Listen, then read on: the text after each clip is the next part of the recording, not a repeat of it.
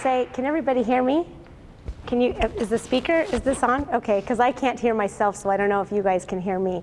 And I have to have a mic because I actually have this squeaky little voice that sort of sounds like Minnie Mouse. I've been told that often, and so I need to have a microphone going.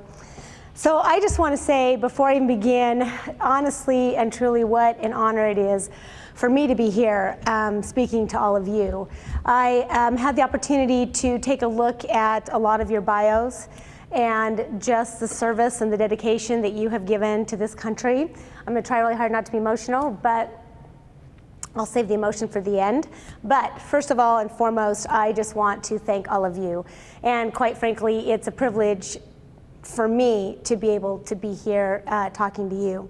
So I want to start with, in the beginning, all of us have a story. And every one of us sitting in this room has a story. And our stories and our lives take twists and they take turns. And sometimes they're not exactly the way we had them planned. And I think that that's just those roads in life that we come around, and a lot of times we find this twist or this bend in a road, and it's not something that you had planned, and then you come up against this wall and you say, okay, now what? So I want to tell you a little bit about my story and in the beginning and how I came up across some bumps and some crossroads that I had not anticipated or expected. And one of those was that at the age of 15, I became pregnant. Now, the other thing that happens with that is very often you get tons of stereotypical behavior, right? So the first thing you think of, okay, she's pregnant, she's 15, well, she must have really been promiscuous and slept around. Well, she certainly didn't have any morals. Well, your life is ruined and you will never amount to anything, and I'm so sorry, but that's pretty much where your life ends. And quite honest, at the time when I was 15, you hear all of that, you kind of buy into that. But now let me tell you the story of how I became pregnant at 15. I was 15 years old. I went to work. I was raised by German immigrant parents who came over after the war. They were very strict, and by strict I mean exceedingly abusive. Most people use the word strict, but it actually bordered on quite abuse and physical abuse at that time. And so I came from this home that was very dysfunctional, and my parents really didn't know how to raise kids, and we were all adopted, and there's 3 of us, and they just, you know, they kind of did the best they can for the bumps and bruises that they had, having gone through World War II. They were older parents, but quite frankly, it wasn't a home where most young kids want to grow up. So I began working at the age of 9, and I was told by my parents at the age of 9 that basically they're no longer supporting me. Now, how many in this room have children? How many of you have told your children at the age of 9, you need to raise money to buy your clothing, you need to come up with shampoo, you need to be able to figure out how you're going to get your toothpaste, and if you'd like some shoes, you better figure out how you're going to have to pay for those. I have kids now, and I can't even imagine that at that point in time, but you know what? That was a bump in the road for me, right? And so I started babysitting. I babysat full-time for people. I started working at the age of 9, and by the time I was 14, I lied on an application so that I could get a job at Burger King. Now, I was going to school, still in junior high and high school, and got my first real job at Burger King, and the gentleman who, I'm just going to say, donated some sperm to my amazing daughter, who is now 31 years old, was 28 years old. I was very naive, so I was not promiscuous in the slightest. I had never ever been with anyone, and he was a lot older than I was, and I'm going to kind of leave it there, but so I wound up pregnant at the age of 15. Now, you come across that bump, and how many of you have teenagers in this room? Okay. So now you've got a teenager, and can you imagine your teenager pregnant at the age of 15? Well, I was embarrassment to my parents, who were old-fashioned and very German, and so when I was pregnant, they hid me away very nicely, and I was supposed to actually have an abortion, and I'm not going to go into politics, but my own personal view is that that's not what I felt was the right choice, but I have to tell you that I am 100%, so I'm kind of going into politics a little bit, pro-choice. I don't think it's anybody's decision on what a woman should do, because no one's ever been in that woman's shoes. So at the age of 15, I made the choice to keep my daughter, and I was going to give her up for adoption, and at the very last moment, my mom decides to say to me, guess what? We're going to keep your baby, and we're going to raise your baby. oh boy, here comes another bump in my road. And let me just tell you, one of the things that I was really passionate about was school. So I was a great student. I was an honor student. I had AP courses and classes. So I thought, okay, I'm gonna have this baby, give this baby up for adoption, and I'll just continue down my path and it's all gonna be okay. Well, here they come with this other little road bump. So I had some really good friends at that time, and they contacted me and they said, hey, Sylvia, listen, you know, she does have the right to take on raising this baby because they're next of kin. So before adoption can set in, because I'm a minor child, they have the right to raise my daughter. Well, coming from the background that I did, I just said, you know, I don't think that's gonna work for me. So I had my daughter and I left home. So at the age of 16, I was a junior in high school. I moved out and began this life and this road with my daughter. So that's the screen up here that says everyone has a story. So before I even turned 16, you can already see the bumps that I had to go through in my life that kind of sent me in a direction that wasn't really what I had planned. And I think that everyone in this room can probably relate to that in the sense that you all have stories. And those stories have brought you to a place that maybe you hadn't anticipated. Maybe it's not what you wanted. Maybe your story isn't what you had written originally. And what I tell people is that really our lives are somewhat like a movie. You know, sometimes we have control of that script and sometimes we don't. And when we don't, it's what you do and how you handle it that really propels you forward or keeps you in a place of being set back. And so you can imagine at this time frame, and I did hear all of those things. I heard, you know, she's, you know, promiscuous, she's not gonna do anything, she's not gonna go anywhere.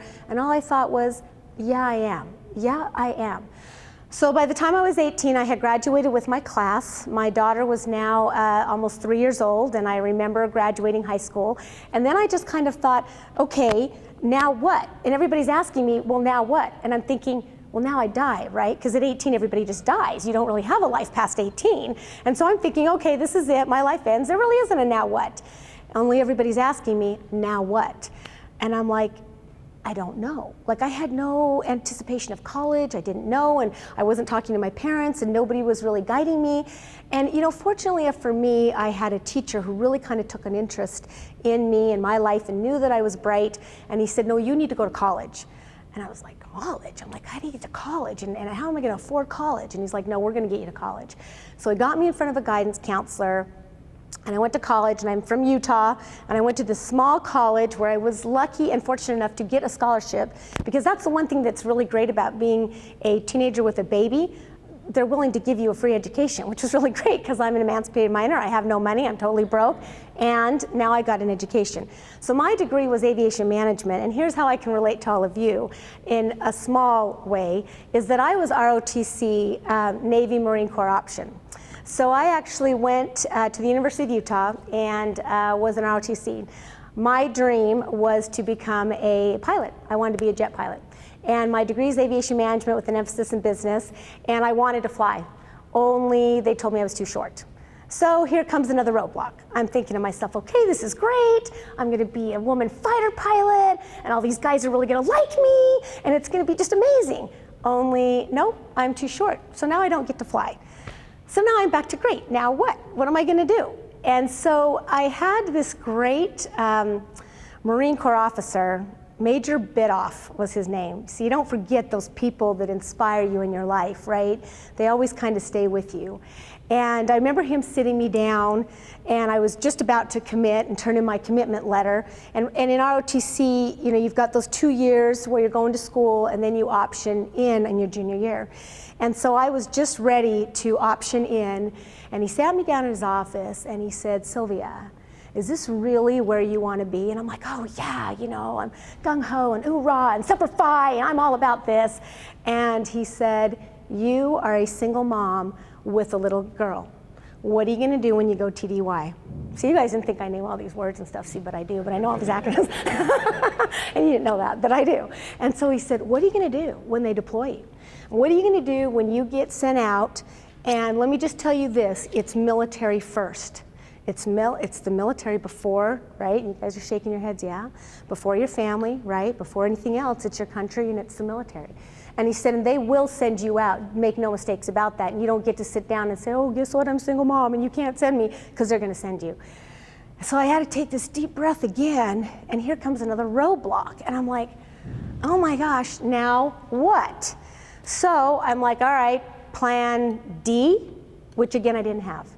And so once again, life just kind of rolls, and a guidance counselor came to me and they said, hey Sylvia, we've got this program where we can put you through the FAA and get you an internship and you can become an air traffic controller. So I became an air traffic controller. So before I did all of this other stuff that was introduced by Tyrone, I was ATC for almost 10 years. So that's when I say 21 and successful, it's because I graduated school and went right into the FAA and passed their school in Oklahoma City and actually was an air traffic controller for 10 years. So that's a little bit of how I kind of got my start. I'm gonna move this forward, so hold on one sec. So, what does adversity look like? And this says, if we had no winter, the spring would not be so pleasant. If we did not sometime taste of adversity, prosperity would not be so welcome. And I really loved this, and I love this picture because it's kind of this lone person just kind of standing out there by themselves. And sometimes adversity looks like that, doesn't it? You feel like you're by yourself. You feel like there isn't anyone out there that's helping you along or that's guiding you. And sometimes you just, it's overwhelming. And I just want to say, you know, it's different for everyone. The adversities that I had to overcome are different from the adversities that you are overcoming. And I don't know your stories, but I would bet that they're equally as difficult as mine, if not even more. And so again, it's really about how you choose to move that forward or not. And I can stand up here all day long saying, well, this is what I did, and this is what you can do too. But really it has to be inside of you, right? Because you have to make those decisions and determine how to move yourself forward from the adversities that you have to overcome.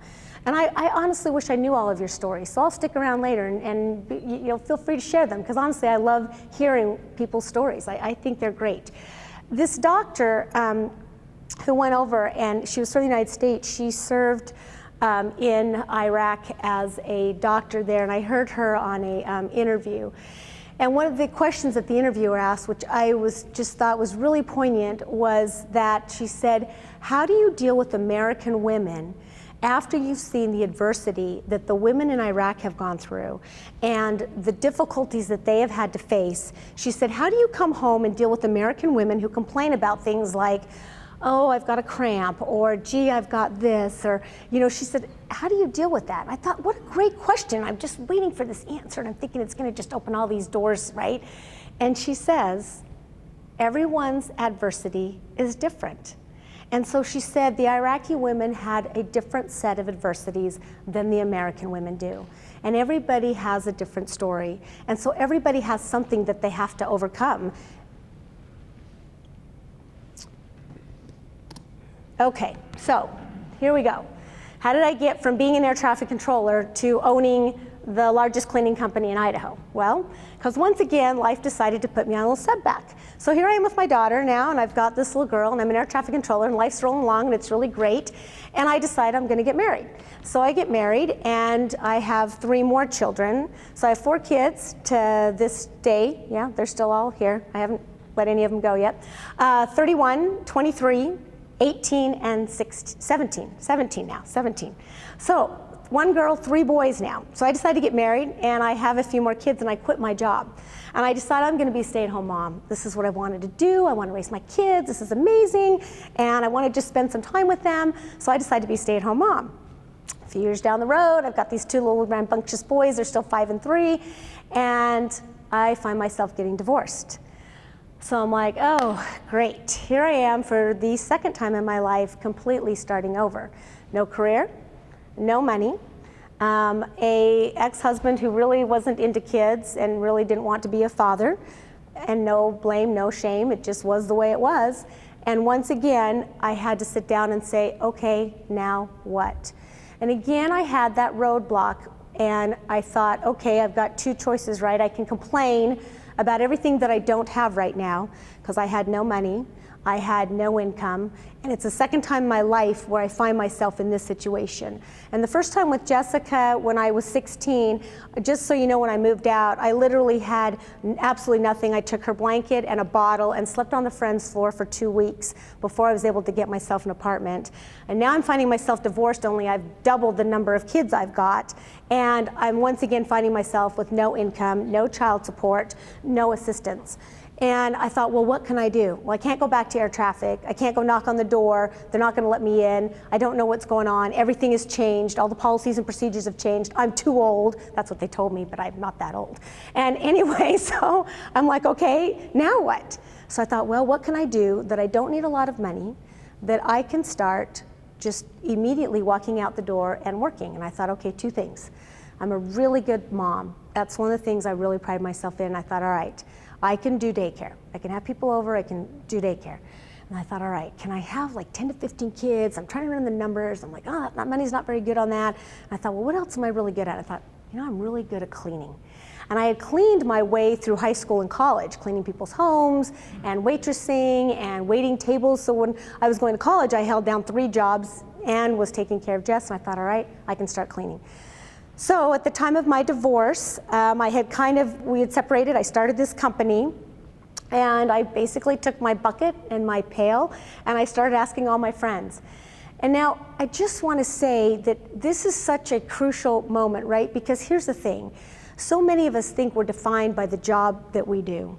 So many of us get stuck on this job set and this skill set, and I'm like, oh, this is who I am. This is what I do. I want to just say that the only thing that we are is really who you are. That's it. You're George, and you're Jake, and you're Jeremy, right? Right. That's it. You're not defined by the work that you do. And that was a hard pill for me to swallow, because imagine going from an air traffic controller, right, where everyone's like, oh, wow, you're an air traffic controller, it's the most stressful job in the world, and God, you're so amazing, and this is great, to the cleaning gal. And that's what I was called. Oh, you're the cleaning lady. Oh, you're the maid. Oh, you're the this. And I'm like, yes, I am. And that's what I became. And so it was really difficult, and I have to say,